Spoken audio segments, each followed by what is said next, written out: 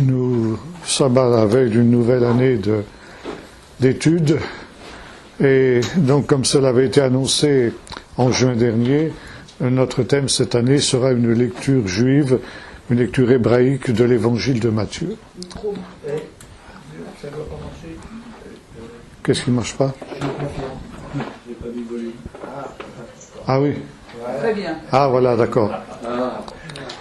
Pourquoi justement l'évangile de Matthieu et pas un autre évangile? Eh bien, parce que l'évangile de Matthieu est le plus juif de tous les 4 évangiles. Il a pour auteur Lévi Matthieu, qui était le péager qui se trouvait à Capernaum et qui est donc devenu un des premiers disciples de Jésus. Et selon les sources qui nous sont parvenues de la part des pères d'Église, et en particulier d'un père d'Église qui se nommait Papias, qui vivait au IIe siècle, l'évangile il nous dit quelque chose de très intéressant. Il nous dit ceci: Matthieu écrivit en langue hébraïque les logia, c'est-à-dire les paroles de Jésus, et chacun les traduisit comme il le put. Et cette simple phrase, qui est assez laconique, et a été évidemment le point de départ de recherche de tous ceux qui ont essayé de comprendre ce que l'on appelle le problème synoptique. Vous avez sans doute tous remarqué que quand nous lisons les 4 évangiles, les 3 premiers se ressemblent énormément. On y retrouve plus ou moins les mêmes péricopes, les mêmes enseignements, mais dans un ordre différent. Et le problème qui se pose à tous les spécialistes est de savoir pourquoi y a-t-il un ordre différent dans les évangiles synoptiques et qui a été à l'origine, quel est le plus ancien de ces évangiles. Alors, il y a toutes sortes de théories là-dessus, qui sont toutes plus contradictoires les unes que les autres, ce qui prouve bien que le problème n'est pas aisé.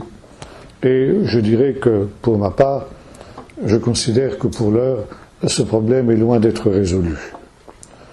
Il y a des théories selon laquelle, alors à cause de la phrase de Papias dont je parlais tout à l'heure, l'évangile de Matthieu, ou plutôt les paroles de Jésus dans l'évangile de Matthieu seraient à l'origine des 3 évangiles.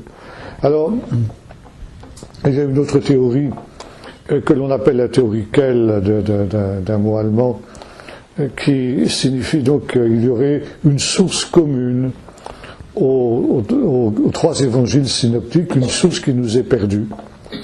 Quand on a dit ça, on n'a rien dit, parce que quand bien même il y aurait cette source perdue, ce qui simplifie beaucoup les choses, eh bien on n'a toujours pas expliqué pourquoi les 3 évangiles, les 3 évangélistes ont mis les péricopes dans un ordre différent, et on sait bien, quand on étudie les évangiles, on se rend compte qu'il n'y a pas d'ordre logique et il n'y a pas d'ordre non plus chronologique dans la suite des péricopes. Par conséquent, pour les spécialistes, ce problème synoptique est un véritable casse-tête. Une théorie plus récente qui émane de l'école de Jérusalem, qui était celle dirigée par mon ancien professeur de Nouveau Testament à l'Université de Jérusalem, qui était le professeur Flousser, serait l'idée que, en fin de compte, c'était l'évangile de Luc qui est le plus ancien, et celui dont se sont inspirés les autres. Bon, comme vous le voyez, on dit tout et son contraire. Par conséquent, on nage en plein mystère en ce qui concerne le problème synoptique, et encore une fois, ce problème est loin d'être résolu, donc laissons-le en état, sans essayer de le résoudre. Mais, même si l'on admet la théorie de Papias, qui semble confirmée aussi par d'autres sources, et notamment celle de Jérôme, Saint Jérôme, IVe siècle de notre ère, qui avait reçu, comme on le sait, mission du pape Damas de refaire une traduction de la Bible en latin. Il y avait une traduction qu'on appelait la Verus Latina, la vieille version latine, qui était utilisée donc jusque-là, mais finalement elle était très incomplète et très imparfaite, tant et si bien que le pape Damas avait éprouvé le besoin d'avoir une traduction beaucoup plus fiable que celle qui était utilisée jusqu'alors, et il avait donc confié à un érudit qui se nommait Jérôme le soin de réaliser cette nouvelle traduction de la Bible en latin, Bible qui est devenue, comme on le sait, ce qu'on appelle la Vulgate, c'est-à-dire la Bible populaire qui est devenue la Bible, un monument littéraire absolument unique en son genre, qui est devenue la Bible de l'Occident jusqu'à la Réforme. C'est jusqu'à la Réforme, dans la Vulgate, que l'on lisait la Bible quand on avait la possibilité de le faire. Évidemment, ça veut dire qu'il fallait connaître le latin. Jérôme, donc, qui a voulu faire un travail extrêmement sérieux, s'est rendu en Israël. Il était conscient d'une réalité qui sera découverte par la suite par un homme qui avait visité Israël au XIXe siècle, que la terre d'Israël, c'est le 5e évangile. Et par conséquent, il voulait être sur place pour pouvoir s'imprégner du pays, de sa faune, de sa flore, de sa géographie, de son histoire, etc., pour faire une traduction la plus exacte qui soit possible. Et notamment, lorsqu'il est arrivé à la traduction des évangiles, il mentionne le fait qu'il y avait encore, de son temps, dans le IVe siècle, il y avait en Israël une communauté judéo-chrétienne appelée nazaréenne, qui avait encore en langue hébraïque les logia de Jésus, les paroles de Jésus, c'est-à-dire une sorte d'évangile de Matthieu primitif, qui ne comprenait que les enseignements de Jésus, qui ne comprenait que les paroles de Jésus. Ce qui apporterait une confirmation à l'affirmation de Papias, à savoir que Matthieu a commencé par copier les paroles de Jésus, les logia de Jésus, et ensuite, à partir de là, on en a fait différentes traductions de plus ou moins de grande valeur, évidemment, dans ce domaine-là. Toujours est-il que cette idée d'un Matthieu primitif a continué à faire son chemin, pratiquement jusqu'à nos jours, et la recherche du Matthieu primitif est une recherche qui n'a pas cessé jusqu'à nos jours. Maintenant, aussi bien chez Papias que chez Jérôme, il est question du fait que ce Matthieu primitif était écrit en langue hébraïque. Alors le problème est de savoir qu'est-ce que les auteurs veulent dire quand ils parlent d'une langue hébraïque. Jusqu'à, disons, il y a peu, la plupart des exégètes considéraient que la langue hébraïque en question n'était autre que l'araméen. Bon, le grec, ensuite, est devenu aussi une langue juive.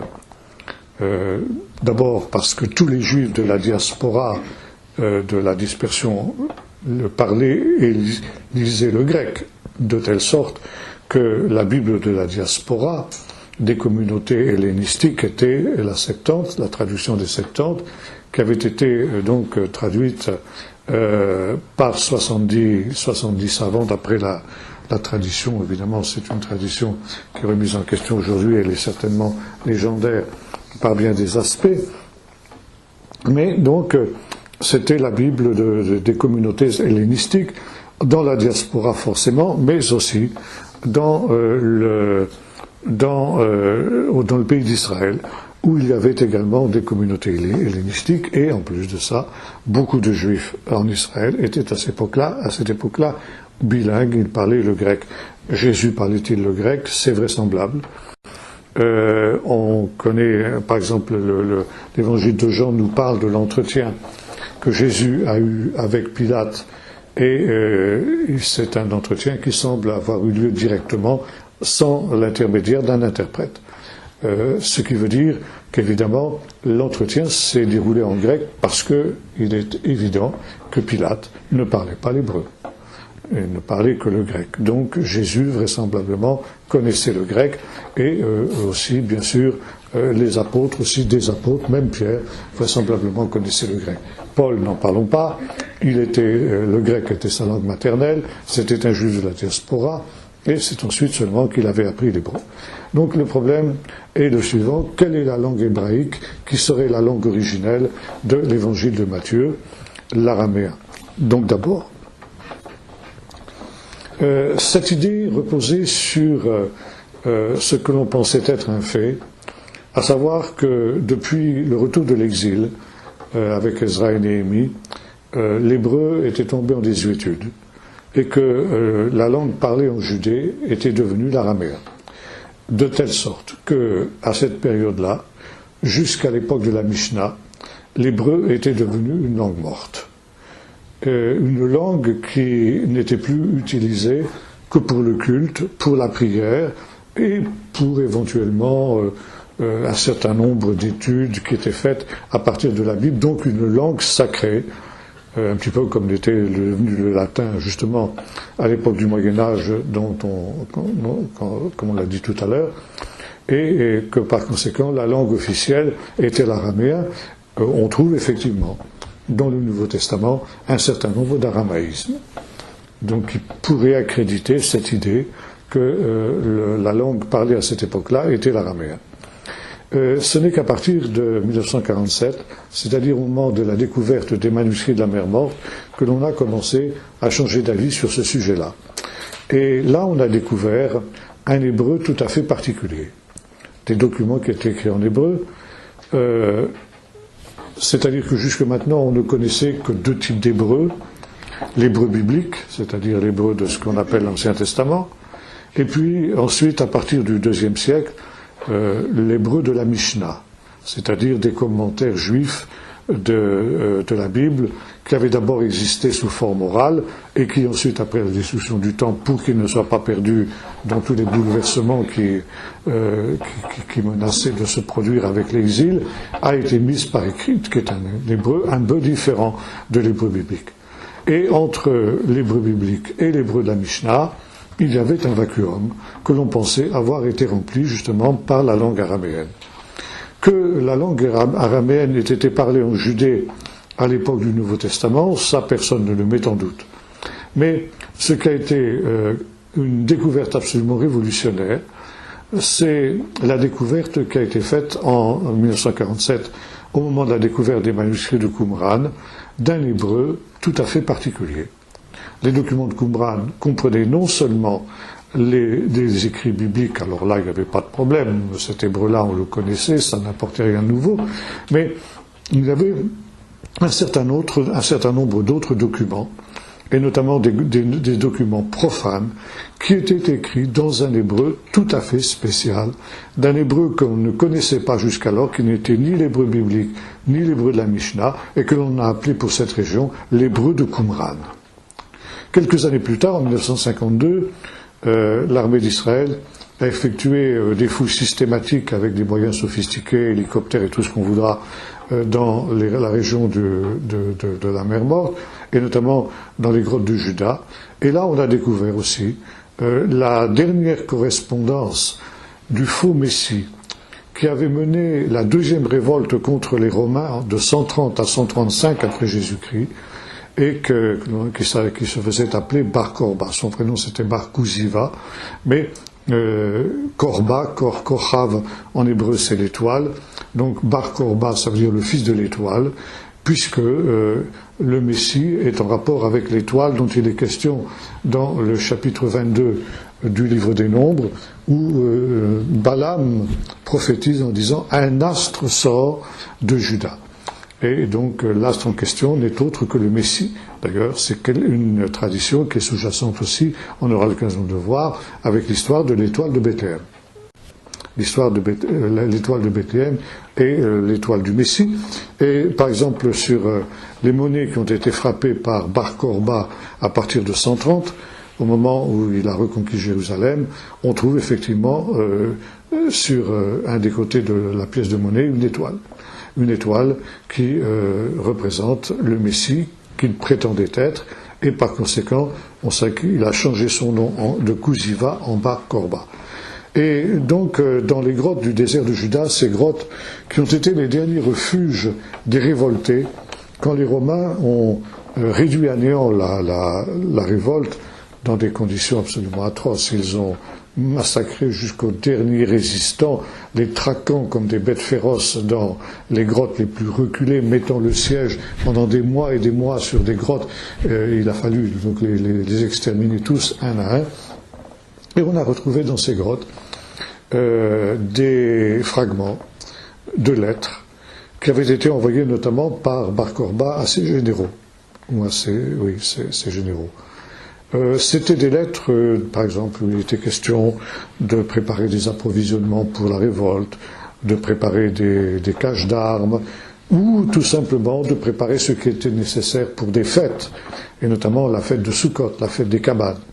Et puis, on a retrouvé d'autres documents qui n'avaient strictement rien à voir avec la révolte, et qui étaient des contrats d'achat de terre, des contrats de mariage, une correspondance d'une femme qui avait des relations à Jérusalem et qui communiquait justement avec Jérusalem depuis la mer Morte où elle habitait, des lettres qui concernaient des fabriques de parfums à partir du baumier qui était cultivé sur les bords de la mer Morte à cette époque-là et jusqu'à aujourd'hui d'ailleurs.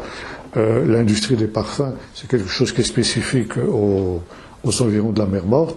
Et tous ces documents, dans leur diversité, étaient tous écrits en hébreu. En hébreu de ce qu'on a appelé l'hébreu de Qumran.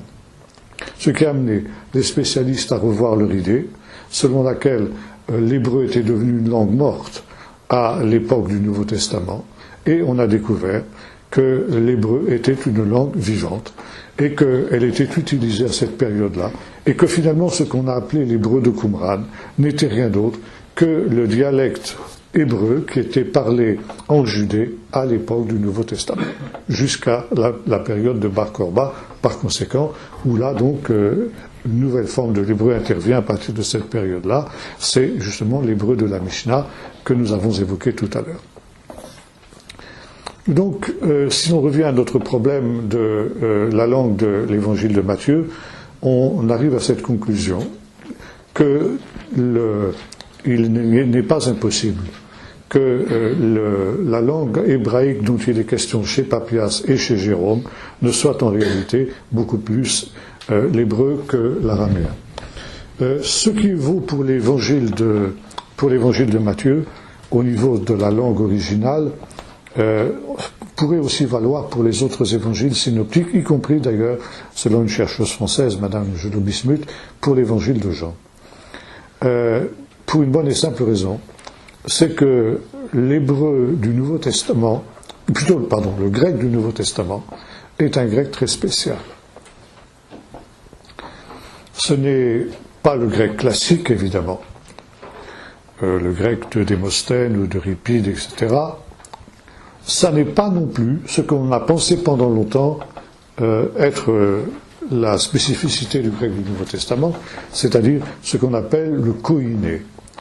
Le koiné, c'était un grec populaire qui avait été répandu dans le monde ancien par les conquêtes d'Alexandre le Grand. Et l'on sait que les conquêtes d'Alexandre le Grand, à partir du IVe siècle avant Jésus-Christ, avaient entraîné une hellénisation de toutes les populations qui se trouvaient dans l'empire d'Alexandre et de ses successeurs, et l'on parlait donc un grec un peu abattardi, que l'on appelait pour cette raison le koiné.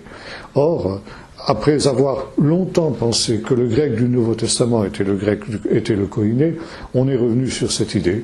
Et finalement, on s'est rendu compte que le grec du Nouveau Testament était un grec qui n'avait pas d'équivalent ailleurs, et que l'on appelle tout simplement le grec du Nouveau Testament.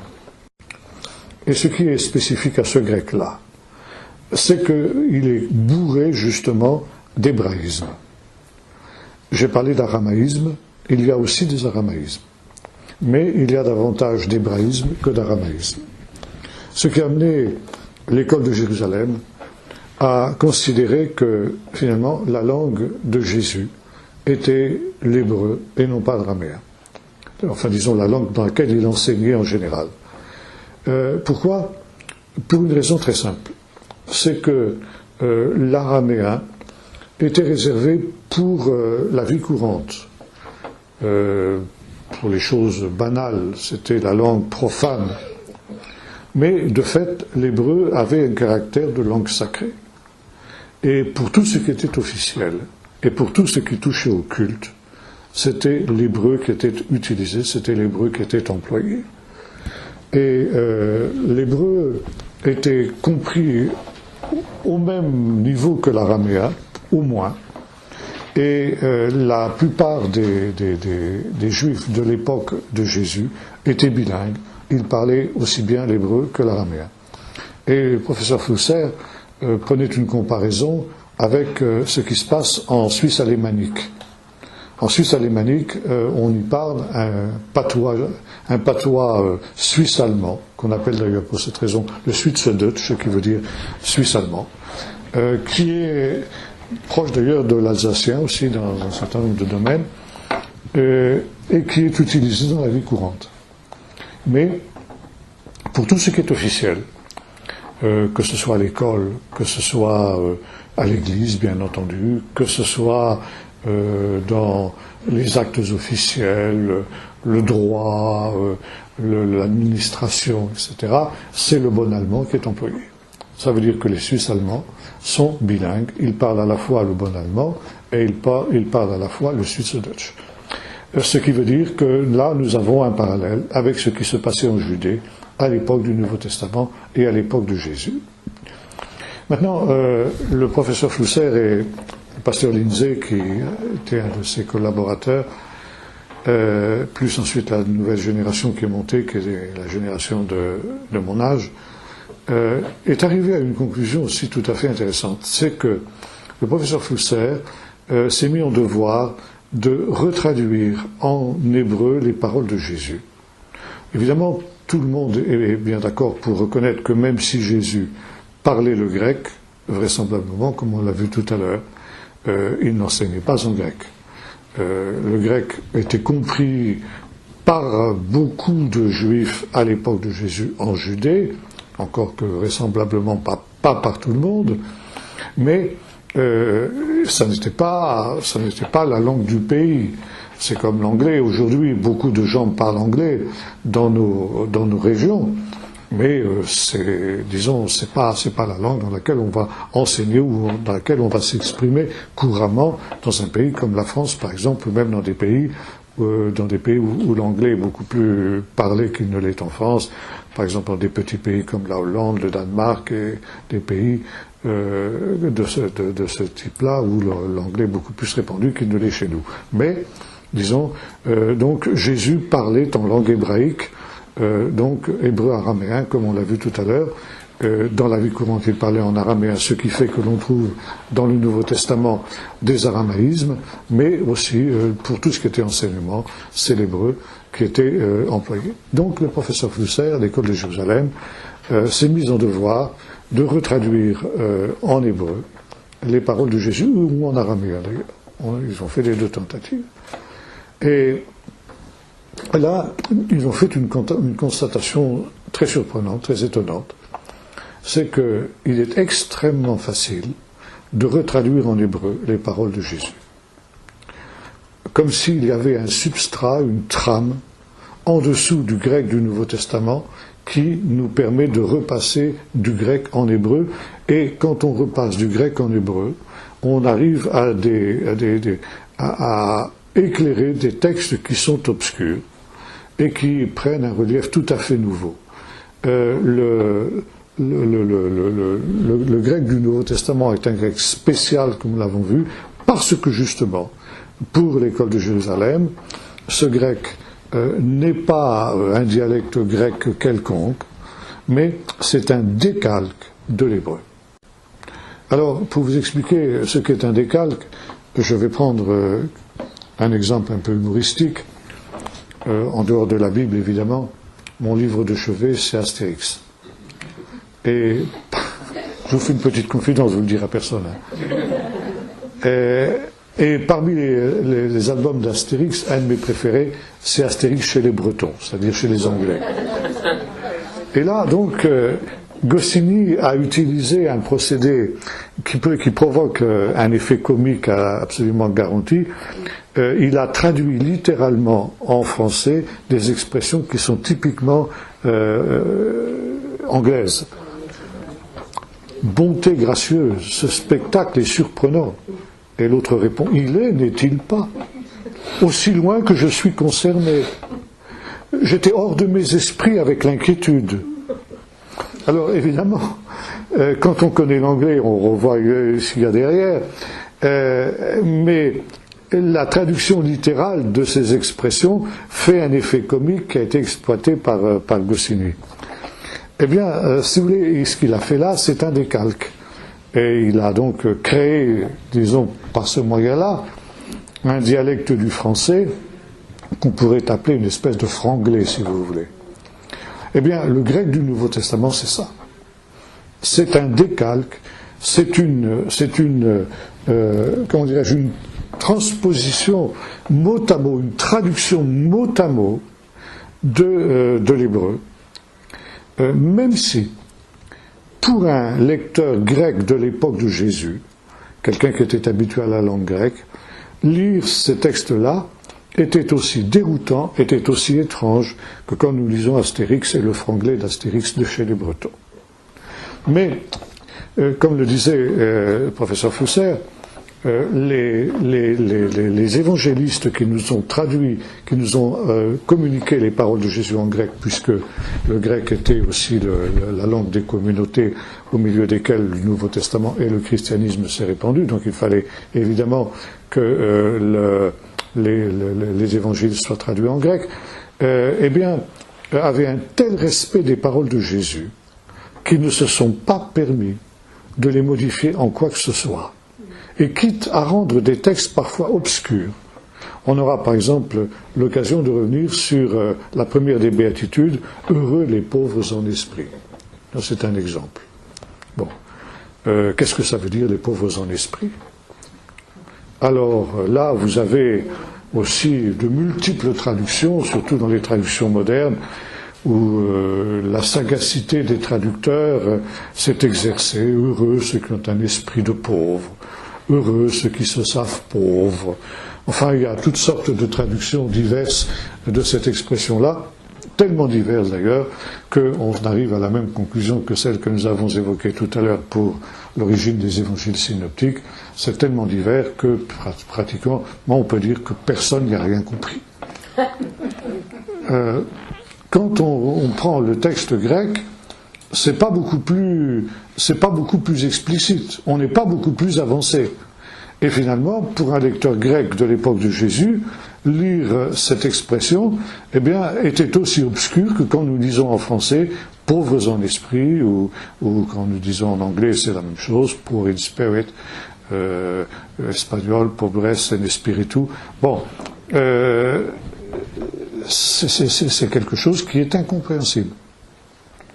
Mais on a découvert dans les hymnes de Qumran un texte qui nous dit ceci: je te rends grâce, Seigneur du ciel et de la terre, maître de l'univers, de ce que à moi qui suis Anié Rouar, on dit en hébreu, eh bien tu m'as fait la grâce de connaître les mystères de ton royaume, etc. L'expression Anié Rouar, elle est très claire en hébreu. Ça signifie, c'est presque, si vous voulez, équivalent, presque synonyme d'un autre mot qu'on trouve aussi dans la troisième béatitude, les anavim. Ashrei anavim kilahem malchut hashamayim. Heureux les humbles, car c'est à eux que le royaume des cieux est destiné. Car ils hériteront la terre.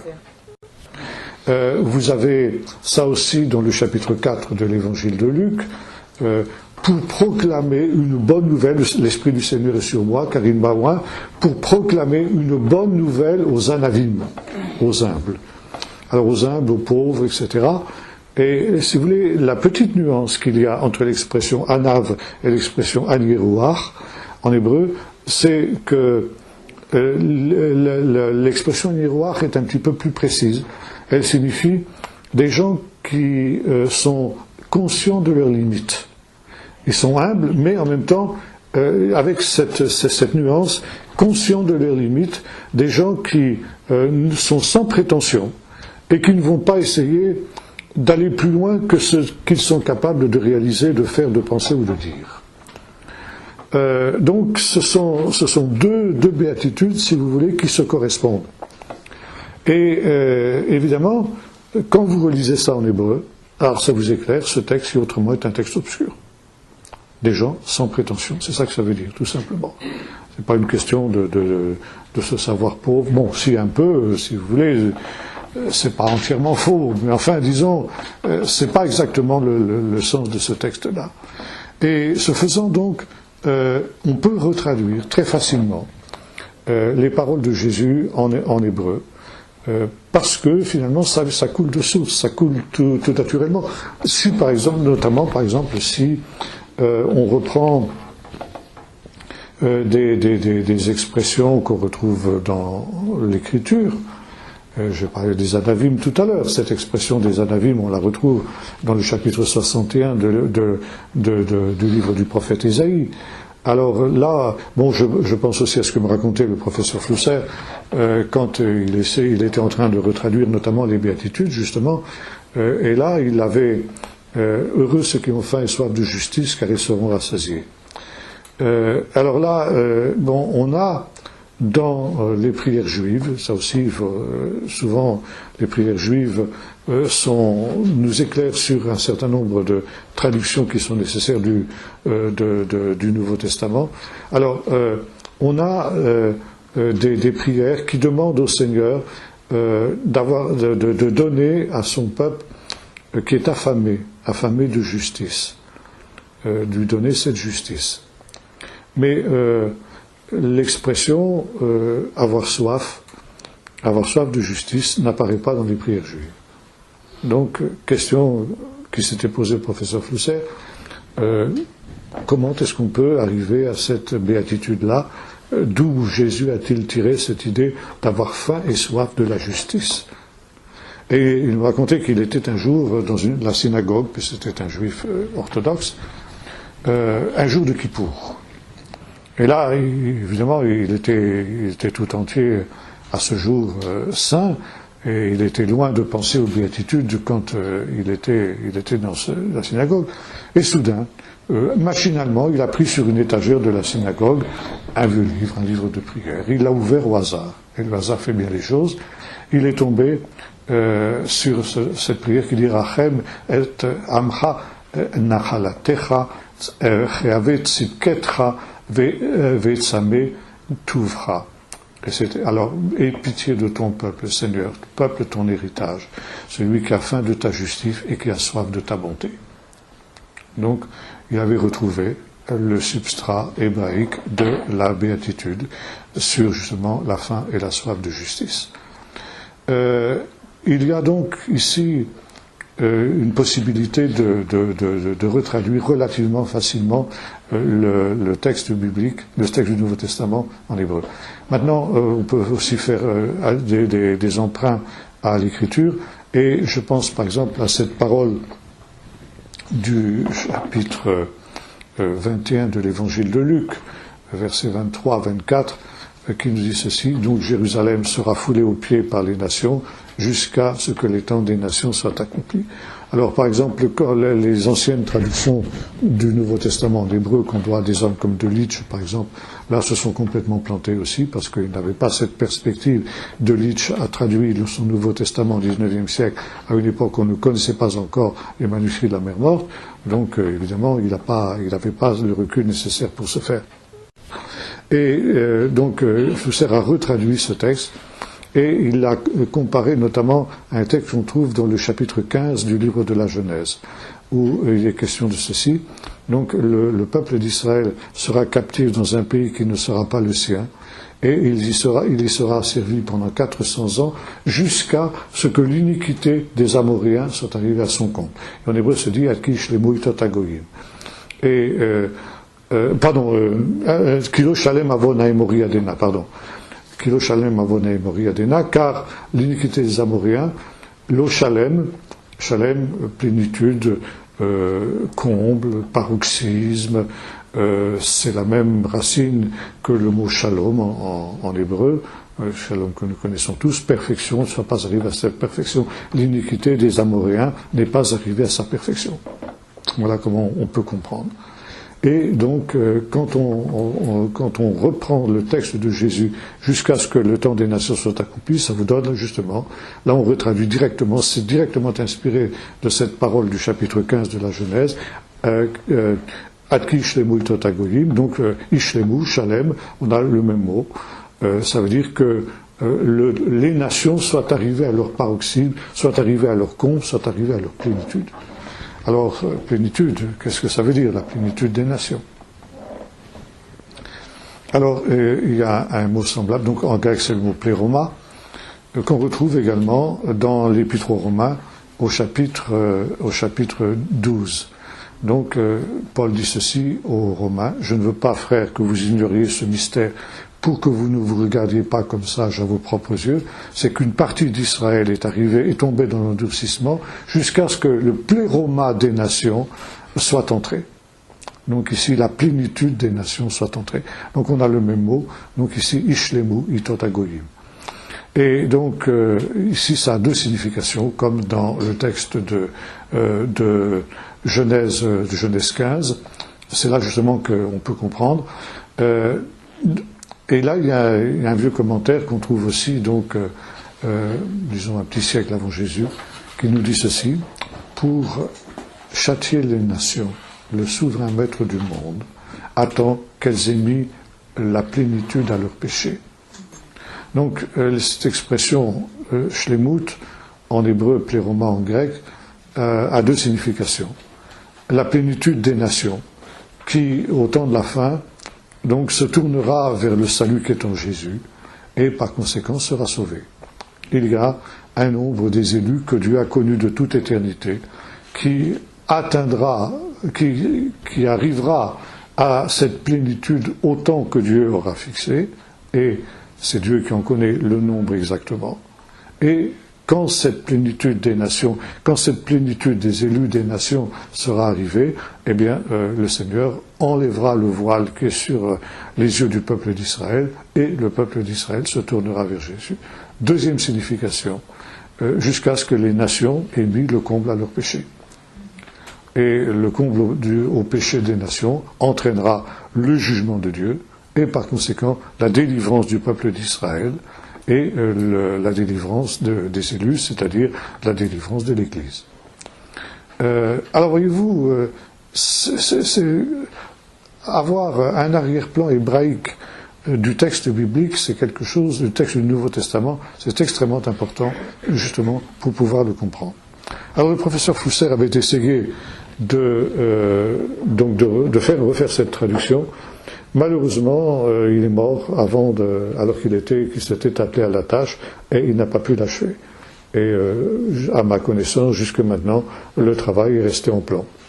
Donc on en est là, et il a surtout travaillé sur l'évangile de Marc, qui était le plus facile à retraduire. Donc on a un évangile de Marc complet en hébreu de Qumran, retraduit par le professeur Fousser, mais ça n'a pas été plus loin à cause de la mort du professeur. Bon, il n'était pas tout jeune quand il est mort, mais enfin, c'est dommage qu'il n'ait pas eu le temps de terminer ce travail, ou en tout cas de le continuer, de le transmettre en tout cas à ses successeurs. En milieu chrétien, on a des gens qui ont aussi eu la même intuition, à savoir que derrière les évangiles, derrière le grec des évangiles, il y avait un substrat hébraïque. Je citerai par exemple Claude Trémontant dans un ouvrage qui s'appelle Le Christ hébreu, et puis l'abbé Jean de Carmignac, qui était un spécialiste de la littérature de Qumran, et qui lui aussi a travaillé davantage d'ailleurs sur l'évangile de Luc à ce niveau-là. Malheureusement, lui aussi donc est mort avant d'avoir pu achever sa tâche, et, chose étonnante, il semble que sa hiérarchie n'appréciait pas du tout son travail, parce que les notes qu'il avait laissées après sa mort ont tout simplement mystérieusement disparu. Il semblerait qu'un certain nombre de gens qui n'étaient pas d'accord avec ses travaux aient mis la main sur ses notes et les aient fait disparaître. Alors c'est évidemment quelque chose de très regrettable, mais enfin voilà, les choses sont ainsi. Et notamment l'abbé de Carmignac a travaillé sur le Bénédictus, le cantique de Zacharie, tel que nous le retrouvons dans le premier chapitre de l'évangile de Luc. Et là, il a fait une constatation étonnante. Quand on retraduit en hébreu ce texte, alors apparaissent en hébreu, dans le texte lui-même, le nom des trois principaux personnages qui sont évoqués dans le cantique, à savoir le père Zacharie, la mère Élisabeth et le fils Jean. Et par exemple, il nous dit ceci: béni soit le Seigneur le Dieu d'Israël, qui nous a suscité alors une corne de salut dans la maison. Alors une corne de salut, c'est intéressant parce que ça c'est une expression qui est typiquement hébraïque. Dans le grec de l'époque, parler d'une corne de salut, c'est aussi étrange que de le faire en français. Mais en hébreu, keren ishai, une corne de salut, c'est absolument compréhensible. Vous trouvez ça, par exemple, dans le cantique de Anne, la mère du prophète Samuel, qui bénit Dieu parce que, dit-elle, il a relevé ma corne. Bon, vous avez ça dans le psaume 132 aussi, à la fin du psaume 132, où il nous est dit que donc Dieu suscitera une lampe à David, une corne, son Messie. Alors, corne, ça veut dire quoi? Alors, tout le monde a bien compris ça même, c'est des gens qui n'avaient pas tout l'arrière-plan qu'on a évoqué là, c'est la force, une force. Alors, on traduit ma force. Il a relevé ma force. On traduit dans le cantique de Anne. Maintenant, il faut savoir que la corne, c'est l'endroit de la force d'un animal, d'un bovin par exemple, d'un animal à cornes. Sa force, elle est dans ses cornes. Par conséquent, la corne, ça signifie la force. Or, là nous retrouvons ce que nous avons évoqué tout à l'heure, à savoir que les auteurs bibliques, les auteurs du Nouveau Testament, avaient un tel respect des paroles de Jésus que même si ça faisait drôle pour leurs lecteurs grecs, eh bien, ils sont traduits mot à mot. Et un homme comme Luc, par exemple, qui était un grec, un non-juif, et dont par conséquent le grec était la langue maternelle. Et c'est intéressant de noter qu'il y a une différence entre le grec du prologue de Luc, et des Actes d'ailleurs, et puis ensuite le texte lui-même, quand Luc commence son récit. Le texte, le prologue de Luc est un grec tout à fait littéraire et tout à fait classique, si vous voulez, de telle sorte qu'on se rend bien compte que c'était la langue maternelle de l'auteur. Mais à partir du moment où il commence son récit, eh bien, ça change complètement, le style change complètement. Là, on est dans ce fameux grec hébraïsé que nous avons évoqué tout à l'heure. D'où cette expression ma corne. Par exemple, alors maintenant vous avez cette expression, comme il l'a juré à nos pères. Il a accompli ses promesses comme il l'a juré à nos pères. Kacher, Shiva le avotenu mimekedem. Shiva le avotenu, Eli Sheva. Eli, Dieu a promis. Dieu a juré. Eli Sheva, c'est le nom de la mère, Élisabeth. Élisabeth en hébreu, ça se dit Eli Sheva. Comme il l'a promis à nos pères. Il se souvient de sa sainte alliance, de la sainte alliance qu'il a conclue avec nos pères. Sraria et Brit Kotshu Asher Karatim Avotenu, Mimekedem. Sraria, il s'est souvenu de son alliance. C'est en hébreu Zacharie, le nom du Père. Un sauveur qui nous délivre de la main de nos ennemis, de ceux qui nous haïssent, et qui nous fait grâce. Donc, qui nous fait grâce. Asher Hanan de Avotenu. Donc, Yo Hanan, Yo Dieu, Hanan, il a fait grâce. C'est le nom du fils Jean. Yochanan, en hébreu. Jean, ça se dit Yochanan. Alors évidemment, si vous lisez ça en grec, ou si vous lisez ça dans une traduction en français, en anglais, dans toutes les langues que vous voudrez, cette mention des noms de ces trois personnages n'apparaît pas. Il faut obligatoirement le retraduire en hébreu. Donc ici, nous avons ce point extrêmement important, qui est la langue originelle des évangiles d'une manière générale, et de l'évangile de Matthieu en particulier. Encore une fois, il y a aussi des aramaïsmes, mais ils sont beaucoup plus rares. Et s'il est très facile de retraduire le grec du Nouveau Testament en hébreu, il est beaucoup plus difficile de le retraduire en araméen. Ce qui prouve bien que l'essentiel de l'enseignement de Jésus a été donné en hébreu et non pas en araméen, comme on le pensait. Maintenant, je reviens à cette parole de Papias que nous avons évoquée en commençant. Donc, Matthieu écrivit en langue hébraïque les logias de Jésus, les paroles de Jésus, et chacun les traduisit comme il le put. Et donc, on pense que l'original de Matthieu était essentiellement un texte qui comprenait plutôt l'enseignement de Jésus et peu les paroles de Jésus. Et il est évident que ces paroles de Jésus ont ensuite été arrangées et donc disposées d'une manière très spéciale par Lévi vraisemblablement lui-même. Et là aussi, il y a tout le problème de la datation de l'évangile.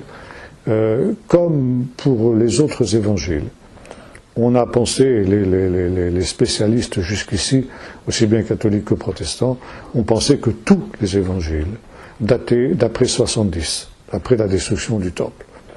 L'évangile de Jean étant le plus récent, donc datant au mieux de la fin du 1er siècle et au pire du début du 2e siècle. Pourquoi une datation aussi tardive? À cause des discours apocalyptiques de Jésus sur la fin des temps, et notamment sur la ruine de Jérusalem. C'est-à-dire que, selon les évangiles, Jésus a prophétisé la ruine de Jérusalem et la dispersion du peuple. Or, tous les spécialistes savent bien que la prophétie, ça n'existe pas. Et qu'on prophétise toujours après les événements. Par conséquent, à cause de cette raison même, on a daté les évangiles d'après la destruction du temple pour faire dire à Jésus ce qui finalement il n'a jamais dit. Jésus n'a jamais prophétisé la destruction du temple parce que Jésus était un simple homme et par conséquent il ne pouvait pas avoir la connaissance de la destruction du temple. Donc ce sont ses disciples qui après la destruction du temple ont mis dans sa bouche ces prophéties que Jésus n'a jamais prononcées. Ça c'est la théorie. Ça a été remis en question par un chercheur, disons qui est décédé maintenant, pas longtemps d'ailleurs, qui était un Scandinave, je ne sais plus s'il était norvégien ou suédois, je crois, enfin peu importe. Il s'appelait le professeur Karl Peter Tiede, et c'était un des plus grands spécialistes de la papyrologie de l'époque, de notre époque. Et il a découvert dans la grotte Q4 de Qumran 7 fragments de l'évangile de Marc, du chapitre 7 de l'évangile de Marc. Des fragments qui n'étaient pas plus grands qu'un timbre-poste. Ces fragments, il les a soumis au test comment ça s'appelle Carbone 14 ? Non, pas du carbone 14, pour regarder le microscope, pardon, le mot m'échappait. Le microscope électronique de la police judiciaire de Jérusalem. Et il est arrivé à la conclusion que ces fragments donc étaient absolument authentiques. Et donc ils ont été trouvés à côté d'un tesson de poterie sur lequel il y avait une inscription dessus, c'était Oromé en hébreu. Oromé, ça veut dire Rome. Alors, quelle relation y a-t-il entre l'évangile de Marc et la ville de Rome? Eh bien, ce que nous disent les pères de l'Église, à savoir que l'évangile de Marc est en réalité l'évangile de Pierre. Et Pierre avait un secrétaire qui était Marc, justement, le fameux Jean-Marc dont il est question dans le livre des Actes, un disciple de Paul qui l'avait quitté, vous connaissez l'histoire, et qui finalement s'était retrouvé à Rome au service de Pierre. Il était le secrétaire de Pierre et donc, selon la tradition, Pierre lui avait dicté son évangile qui était donc l'évangile dit de Marc, qui est en réalité l'évangile de Pierre, et qui a été écrit à Rome. Et de Rome, Rome a en quelque sorte publié, disons l'Église de Rome, a créé, on pourrait appeler, disons, un anachronisme, mais disons une maison d'édition qui a diffusé dans tout le monde romain, dans toutes les communautés chrétiennes du monde romain, l'évangile de Marc. Et la communauté judéo-chrétienne de Jérusalem avait aussi commandé à Rome un exemplaire de l'évangile de Marc. C'est la raison pour laquelle il avait été expédié, comme c'était le cas pour la plupart des manuscrits de la mer Morte, dans une jarre. Cette jarre quand on a retrouvé donc les fragments, n'était plus composée que d'un seul tesson sur lequel il y avait l'origine de ce document-là, c'est-à-dire Rome. Rome, ça avait été expédié. Et alors ça c'est très intéressant parce que pourquoi retrouve-t-on ces fragments dans ces grottes qui sont celles aussi dans lesquelles on a retrouvé les documents de Qumran? Alors l'idée est tout simplement que lorsque Jérusalem s'est révoltée en 66 et que les Romains donc sont venus pour mater la révolte, la plupart des gens qui avaient des produits précieux les ont cachés dans les grottes du désert de Juda pour les mettre à l'abri des Romains. Et c'est la raison pour laquelle les gens de Qumran ont placé dans les grottes qui étaient tout à fait à côté de chez eux leurs documents les plus précieux qu'on les a retrouvés 2000 ans plus tard, au moment où on a redécouvert les fameux manuscrits de la mer Morte. Mais il semblerait que ce ne soit pas seulement un certain nombre de sectes juives, esséniennes ou pas esséniennes, zélotes, etc. Ça c'est pareil, c'est un problème qui n'est pas élucidé jusqu'à nos jours. Mais également la communauté judéo-chrétienne a caché aussi ces documents les plus précieux, c'est-à-dire les évangiles, dans ces grottes-là. Ça veut dire qu'en archéologie, nous avons ce que nous appelons un terminus post quem. Ça veut dire qu'une date au-delà de laquelle on ne peut pas remonter. Et la date au-delà de laquelle on ne peut pas remonter, c'est l'année 68 après Jésus-Christ, puisque c'est en 68 que l'établissement de Qumran a été détruit par les Romains. Ça veut dire que tout ce qu'on retrouve dans les grottes de Qumran sont forcément antérieurs à 68 avant Jésus-Christ. Ce qui veut dire que l'évangile de Marc est antérieur à 68, donc à la destruction de Jérusalem. Ce qui veut dire que la théorie que nous évoquions tout à l'heure, selon laquelle Jésus, enfin disons, on a fait prophétiser à Jésus post-eventu des événements qu'il n'a jamais annoncés, eh bien, tombe à l'eau. Bon, ce que nous avons, ces 7 petits fragments de l'évangile de Marc, sont évidemment des copies, c'est pas l'original que nous avons là. Ce qui veut dire que l'original est encore beaucoup plus ancien. Et selon le professeur Tiède, compte tenu des délais nécessaires pour que précisément se mette en place à Rome cette maison d'édition qui a diffusé dans le monde ancien, eh bien ça veut dire que, disons, l'évangile de Marc a été rédigé quant à son original au début des années 50. Maintenant, les choses ne s'arrêtent pas là. Le professeur Tiède a continué sa recherche. Et dans la bibliothèque, dans les archives de l'université d'Oxford en Angleterre, il a découvert des fragments de papyrus contenant des passages de l'évangile de Matthieu. Et c'est enquis évidemment de savoir d'où provenaient ces fragments-là, qui étaient dans une vitrine qui se trouvait dans l'université d'Oxford. Et finalement, il a remonté la filière et ces documents, ces fragments ont été découverts également dans les grottes de Qumran. Ça veut dire que ce qui est valable pour l'évangile de Marc est valable aussi pour l'évangile de Matthieu. Ce qui montre que l'évangile de Matthieu est beaucoup plus ancien que ce que l'on pensait, et que l'évangile de Matthieu, donc, date aussi, l'original, entre 50 et 60 après Jésus-Christ. Alors ça, c'est très important, parce que ça nous montre que, à cette époque-là, la plupart de ceux qui avaient vécu les événements qui sont rapportés dans les évangiles étaient encore vivants. De telle sorte que si les événements rapportés dans ces évangiles avaient été trafiqués ou faux, il y aurait eu des gens qui se seraient dressés pour dire non, c'est pas comme ça que ça s'est passé, ça, c'est une fraude. Or, on n'a rien de semblable. En tout cas pour les évangiles officiels, les évangiles canoniques. On sait que pour ce qu'on appelle les évangiles apocryphes, il y a eu des contestations. Et c'est une des raisons pour lesquelles ces évangiles n'ont jamais été admis au canon de l'Écriture. Mais en ce qui concerne les évangiles synoptiques, on n'a aucune contestation en ce qui concerne leur authenticité. Au contraire, on a un texte qui date disons des années de la fin du 1er siècle, qui nous dit que dans les années 60, au début des années 60, Pierre se trouvait à Rome.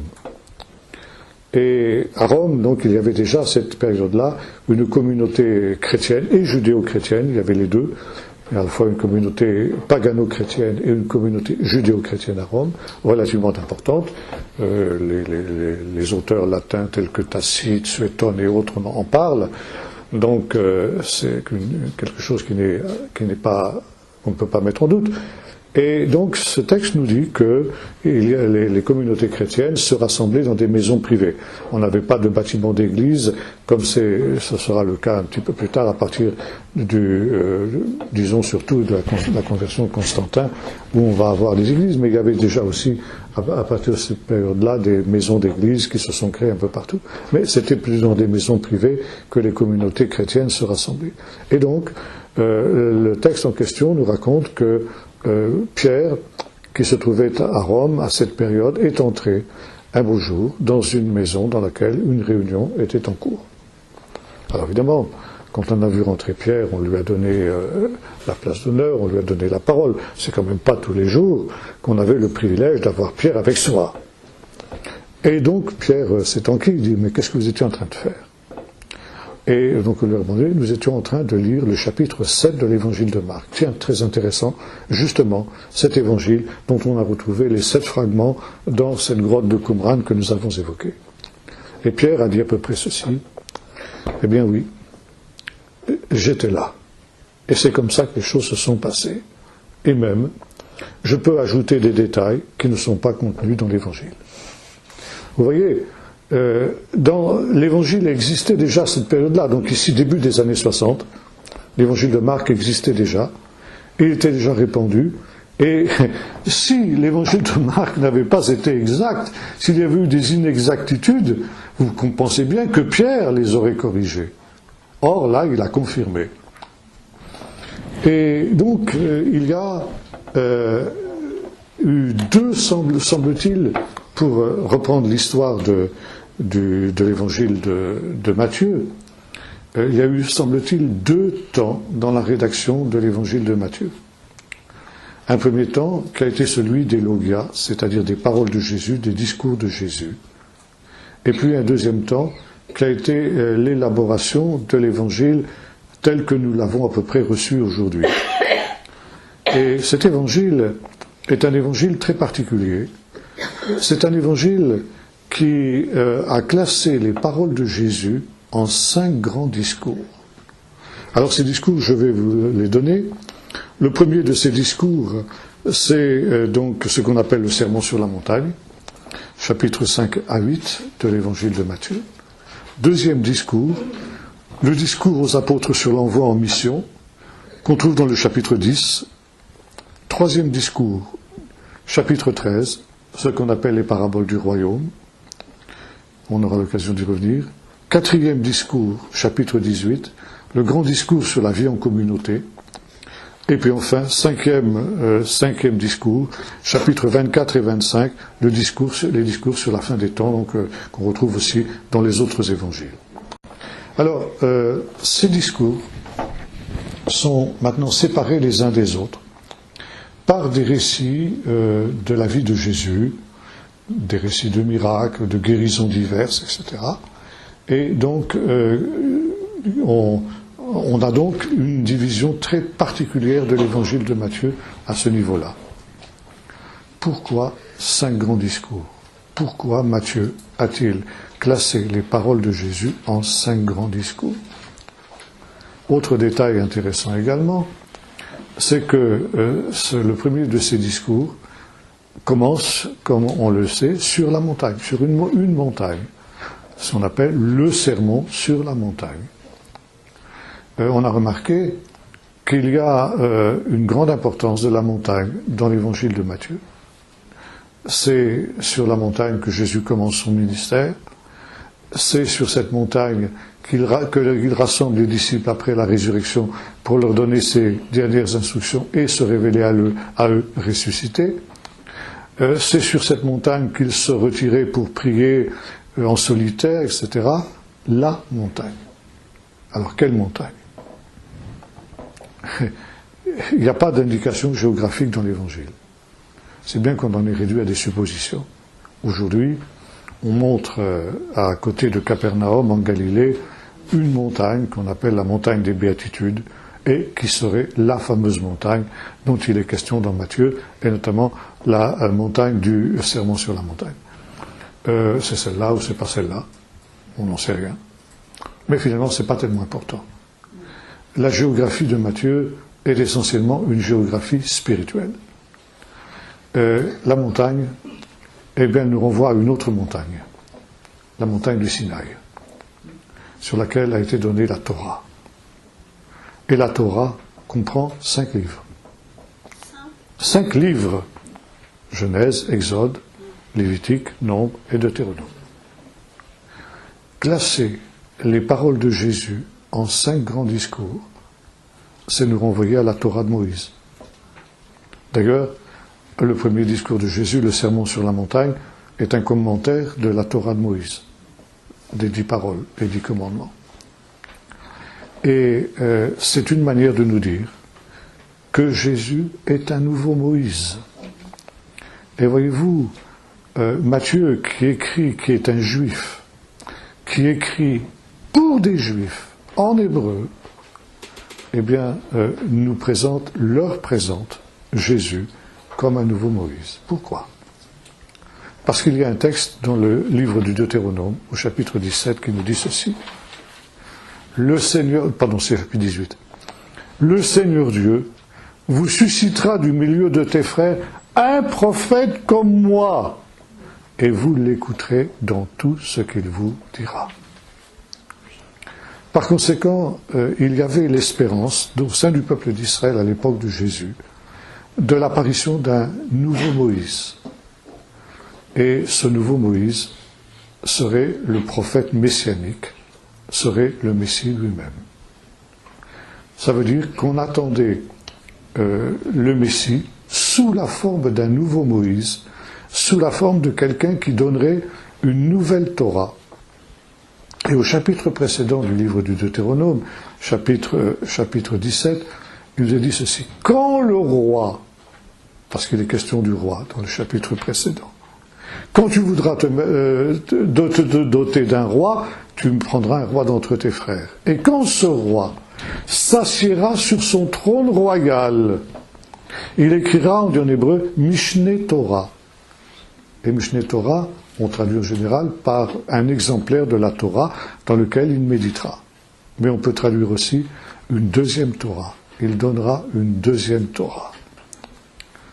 Et l'évangile de Matthieu se présente comme la deuxième Torah, la Torah du Messie. Et elle s'achève sur cette idée, dans ce qu'on appelle la grande commission, allez par tout le monde et faites des disciples parmi toute la création. Et baptisez-les au nom du Père, du Fils et du Saint-Esprit, et enseignez-leur à garder tout ce que je vous ai enseigné. Ça, c'est la traduction du grec. Maintenant, si comme nous l'avons vu, nous retraduisons ces paroles de Jésus en hébreu, ça nous donne quelque chose d'intéressant. Et enseignez-leur à garder toute ma Torah, car Torah ne signifie pas loi, comme on le traduit généralement, mais signifie l'enseignement. Enseignez-leur à garder tout ce que je vous ai enseigné, ça se traduit en hébreu par enseignez-leur à garder toute Chokma Torah, ça veut dire que l'évangile, et notamment l'évangile de Matthieu, n'est rien d'autre que la Torah du Messie. Cette Torah qui devait être répandue à toutes les nations et aussi, bien sûr, au peuple d'Israël. Alors, je vais m'arrêter là pour ce soir. Je n'ai pas tout à fait fini cette longue introduction, mais je crois que c'est important que nous comprenions cette place essentielle de l'évangile de Matthieu dans le Nouveau Testament. L'évangile de Matthieu est un évangile tout spécial parce que justement, il nous présente Jésus sous la forme de ce nouveau Moïse et l'évangile comme sa Torah, la nouvelle Torah, la Torah du Messie, qui doit être aussi, selon la tradition juive, répandue à toutes les nations avant que le Messie ne s'asseye sur son trône royal. Voilà, on va terminer par quelques questions, si vous le voulez. Je n'ai pas tout à fait compris la plénitude des nations. Est-ce que la plénitude des nations, ça veut dire aussi le temps des nations, puisque c'est une période où il y a... Oui, il y a le mot temps des nations, jusqu'à ce que la plénitude du temps des nations, oui. Ça, Kishlemu, Itot Agoyim, on retrouve ça aussi en hébreu. Oui, Itot Agoyim, le temps des nations, oui. Oui. Mais disons que ce temps des nations, c'est aussi le temps de la plénitude des nations, donc avec ces deux aspects que j'ai évoqués. La plénitude des élus et la plénitude du péché. Il y a une main qui s'est levée par là-bas. Fondamentalement, le fait de traduire ce qu'on sait, les évangiles en hébreu, est-ce que ça change certaines perspectives? Ou fondamentalement, ça ne change pas grand-chose? Ça éclaire en tout cas. Ça évite un certain nombre de contresens éventuellement. Mais en tout cas, ça éclaire. Je vous ai donné plusieurs exemples. Par exemple, l'expression pauvres en esprit, l'expression qu'on vient d'évoquer, donc plénitude du temps des nations, voilà, des choses comme ça qui deviennent compréhensibles, alors qu'autrement elles ne le sont pas. Une question pratique, est-ce qu'on peut se procurer ce texte, la traduction en hébreu du... Tout à fait, la traduction Pardon. Couramment, pas facilement. Il faudrait que vous vous adressiez dans une librairie messianique à Jérusalem, ça. Faut passer les commandes, on y va le mois prochain. D'accord. C'est ce qu'on appelle le Shem Tov, non? Ah non. Non, parce que j'ai vu ça en cherchant sur Internet, où j'ai vu Matthieu hébreu, Shem Tov, où je confonds peut-être. Ah bon? Non. Pas très bien. À quoi vous faites allusion? Tu nous as parlé de cette traduction de humble, qui était donc, tu as précisé tout ce que tu voulais nous dire, et puis tu as évoqué très rapidement les simples en esprit. Alors, est-ce que tu peux nous en dire davantage? Ça se dit, donc j'ai expliqué, pauvres en esprit, ça se dit Agnirouar, ce qui signifie, donc, en hébreu, des gens qui sont sans prétention et qui connaissent leurs limites et qui ne cherchent pas à aller au-delà de leurs limites. Finalement, ce que Paul exprime aussi dans une de ses épîtres, quand il dit que lui aussi, il a cette disposition de cœur, il ne cherche pas à aller au-delà de ses limites, il sait qu'il a des limites et que d'autres vont marcher là où ils pourront faire des choses que lui n'est pas capable de faire. C'est une forme d'humilité, mais c'est une forme d'humilité plus particulière que le terme plutôt général des humbles, quoi. Est-ce qu'il y a une autre béatitude pour laquelle tu peux nous éclairer avec la traduction Mais j'expliquais ceux qui ont faim et soif de justice. Oui. Alors peut-être aussi, oui, la troisième béatitude sur les humbles. Alors c'est intéressant parce que ce texte est tiré du psaume 37. Les humbles posséderont la terre. Et on retrouve exactement la même expression à Anavim. Alors, bien sûr, on retrouve ça à Qumran, puisque, évidemment, les gens de Qumran appréciaient énormément l'humilité. L'humilité était pour eux une des valeurs fondamentales de leur piété. Et alors, il y a deux versions un peu différentes de cette béatitude qu'on trouve à Qumran. donc les humbles posséderont la terre à venir, donc la terre eschatologique. Et une autre version qui dit « Et les humbles posséderont la haute montagne d'Israël ». C'est la même idée, c'est donc le temps à venir. Ils posséderont la terre, mais la terre eschatologique, disons le royaume de Dieu. Et c'est presque synonyme justement de la première béatitude, car le royaume des cieux est à eux. L'expression royaume des cieux, on aura l'occasion d'y revenir.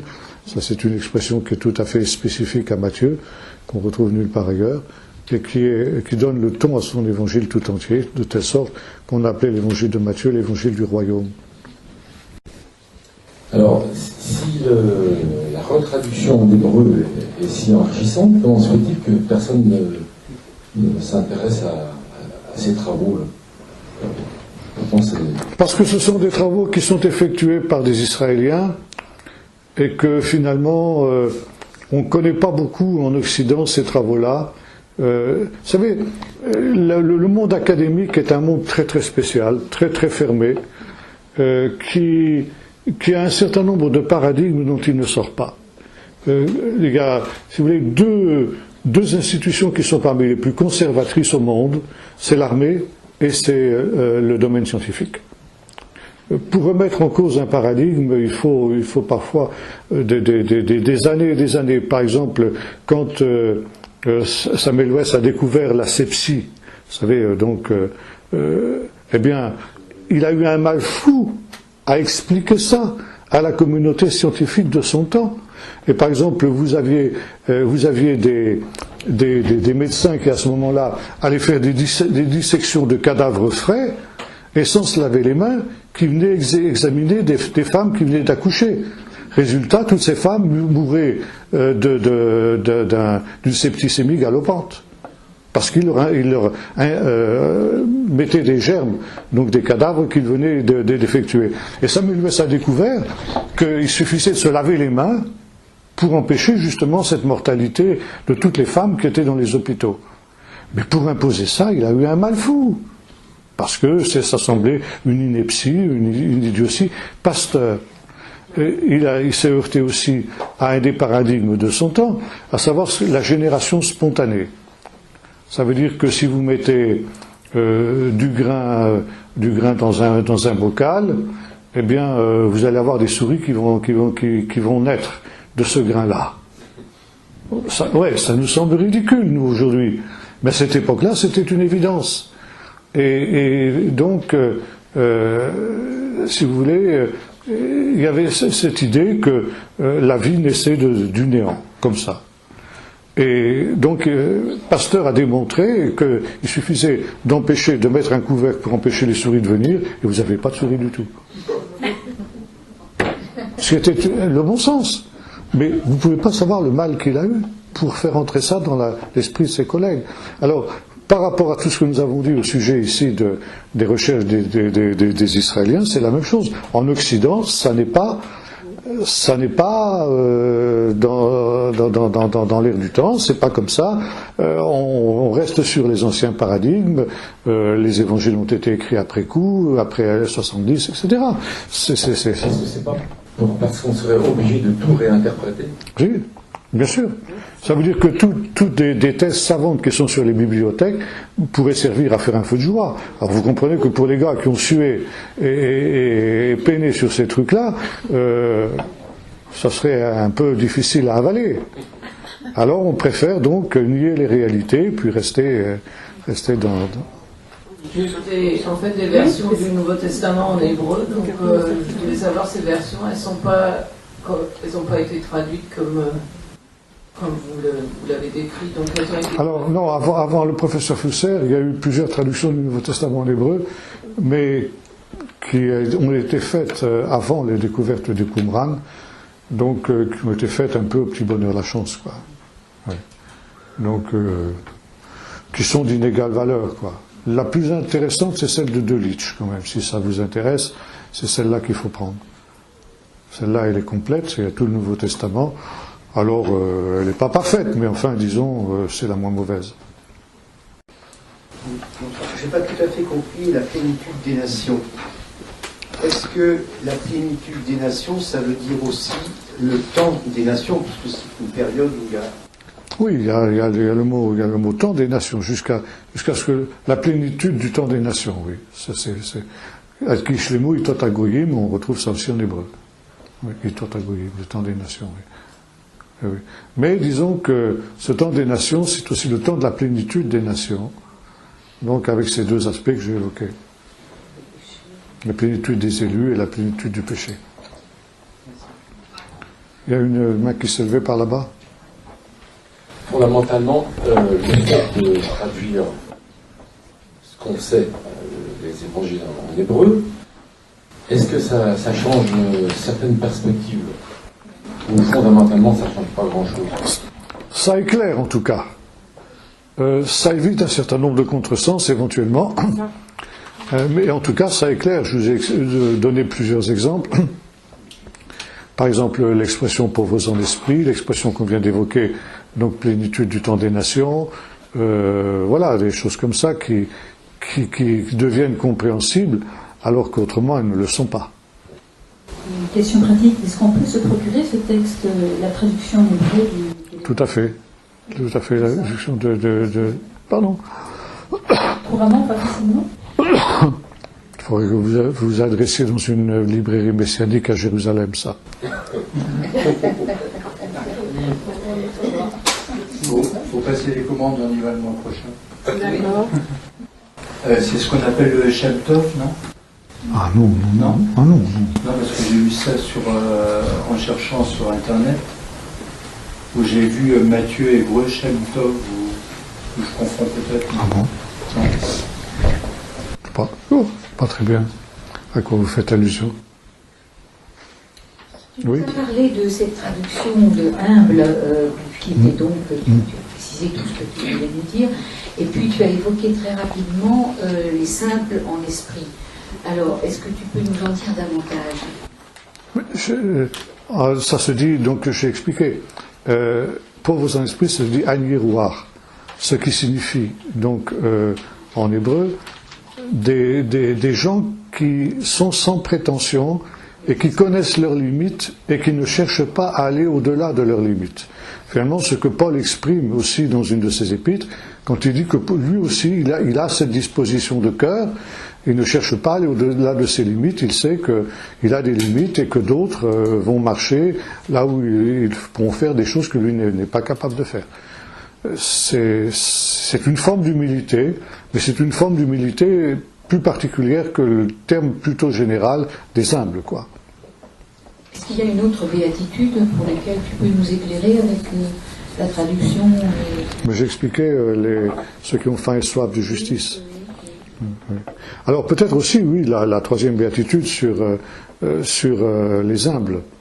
Alors c'est intéressant parce que ce texte est tiré du psaume 37.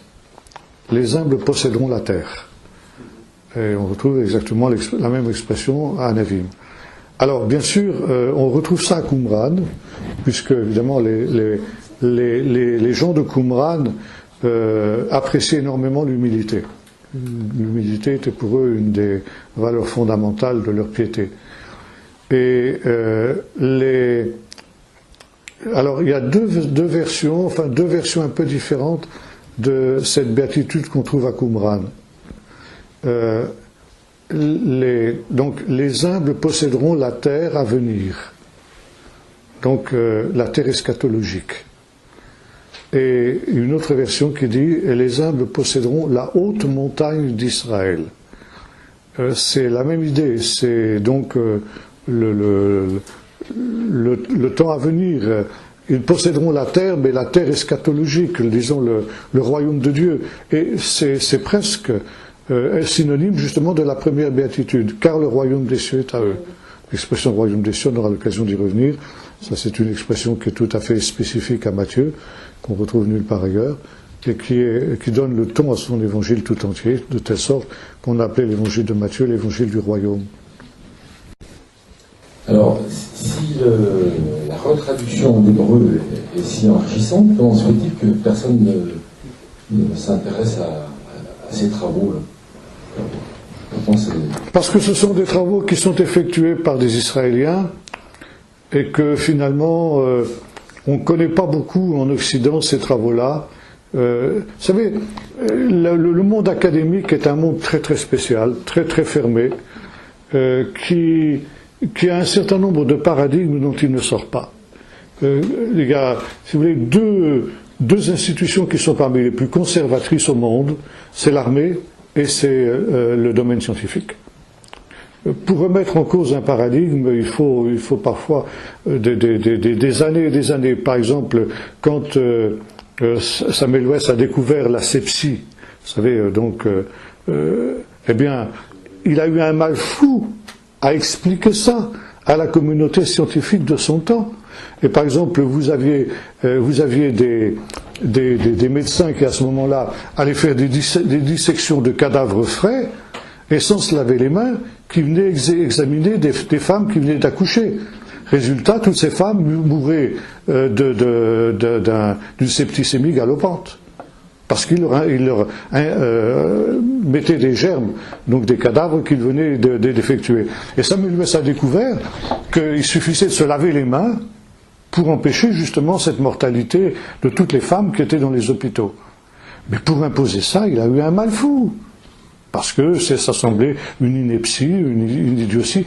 Pasteur, il s'est heurté aussi à un des paradigmes de son temps, à savoir la génération spontanée.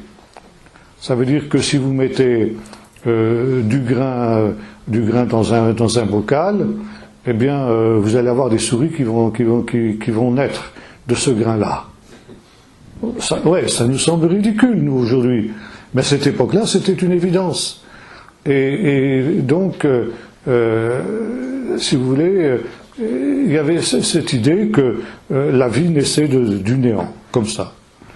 Et donc, Pasteur a démontré qu'il suffisait de mettre un couvercle pour empêcher les souris de venir, et vous n'avez pas de souris du tout. C'était le bon sens. Mais vous ne pouvez pas savoir le mal qu'il a eu pour faire entrer ça dans l'esprit de ses collègues. Alors, par rapport à tout ce que nous avons dit au sujet ici des recherches des Israéliens, c'est la même chose. En Occident, ça n'est pas dans l'air du temps, c'est pas comme ça. On reste sur les anciens paradigmes. Les évangiles ont été écrits après coup, après 70, etc. C'est pas parce qu'on serait obligé de tout réinterpréter. Oui, bien sûr. Ça veut dire que toutes des thèses savantes qui sont sur les bibliothèques pourraient servir à faire un feu de joie. Alors vous comprenez que pour les gars qui ont sué et peiné sur ces trucs-là, ça serait un peu difficile à avaler. Alors on préfère donc nier les réalités puis rester dans... En fait, des versions du Nouveau Testament en hébreu, donc je devais savoir ces versions, elles n'ont pas été traduites comme vous l'avez décrit. Donc elles ont été... Alors non, avant le professeur Fusser, il y a eu plusieurs traductions du Nouveau Testament en hébreu, mais qui ont été faites avant les découvertes du Qumran, donc qui ont été faites un peu au petit bonheur la chance, quoi. Ouais. Donc qui sont d'inégale valeur, quoi. La plus intéressante, c'est celle de Delitzsch, quand même. Si ça vous intéresse, c'est celle-là qu'il faut prendre. Celle-là, elle est complète, c'est tout le Nouveau Testament. Alors, elle n'est pas parfaite, mais enfin, disons, c'est la moins mauvaise. Est-ce que j'ose te demander comment on traduit à l'impasse grec du Notre Père, le fameux Épiousion? Épiousion, oui. Là, justement... Jérôme nous en parle de ça. Et il s'est heurté à cette difficulté-là quand il a voulu traduire le Notre Père. Oui, oui. Qu'est-ce qu'il a fait? Il a inventé. Non. Il est allé voir dans les originaux de la communauté nazaréenne qui existait encore de son temps, dans le texte hébreu, qu'est-ce qu'il y avait? Et il a découvert Alechem Shel Machar, ce qui signifie le pain de demain. Le pain de demain. Et je ne sais plus comment il a traduit exactement en latin, ce serait intéressant de revérifier. Mais donc c'est l'idée d'un pain eschatologique, quoi. Ouais. Bon, une dernière question. Pourquoi il a traduit par Codinellum? Pourquoi il a son Codinellum? Oui, je ne sais pas trop. Non, Je ne sais pas. ça veut rien dire. Non, ça veut rien dire. Ça veut rien dire. Et on répète ça depuis le XVIIe siècle. Ben oui, bien sûr. Bien sûr. Bien, dernière question. Chaque jour est le lendemain de la veille. Pardon? Chaque jour est le lendemain de la veille. Chaque jour? Et le lendemain de la veille. Oui, évidemment. Monsieur de la Palisse en aurait dit autant. Voilà, c'est ça. Bien. Eh bien, écoutez, on reprend donc la prochaine fois, on va poursuivre cette étude. Et la prochaine fois, on étudiera justement le sermon, l'évangile de l'enfance. L'évangile de l'enfance, ce sera d'ailleurs bientôt, ce sera à peu près avant Noël. Donc ça nous permettra de... Et l'évangile de l'enfance, c'est très spécial chez Matthieu. Et ça aussi, vous allez voir, il y a des choses tout à fait passionnantes de l'enfance. Les 2 premiers chapitres de l'évangile de Matthieu.